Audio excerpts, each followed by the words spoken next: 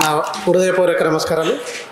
ఈరోజు ఓబీసీ జాతీయ సదస్సు ఇంటలెక్చువల్ ఫోరంలో ఆధ్వర్యంలో నిర్వహిస్తున్నందుకు నిజంగా మీరందరూ ఎంతో కష్టపడినందుకు మీ అందరికీ కూడా కృతజ్ఞతలు తెలియజేస్తాను.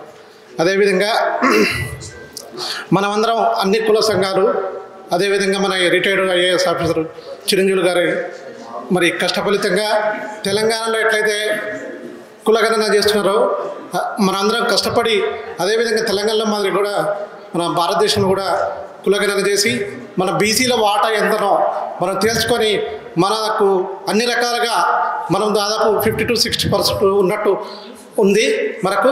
అదేవిధంగా ఆ రకంగానే కూడా మన వాటా మనకు రావడానికి మనందరం కూడా ప్రయత్నం చేయాలని, అదే కేంద్ర ప్రభుత్వం మీద మనం అందరం ఒత్తిడి తీసుకురావాలని నేను మీ అందరిని కూడా కోరుకుంటున్నాను. నాకు ఈ అవకాశం ఇచ్చిన మీ అందరికీ కూడా కృతజ్ఞతలు. Thank you.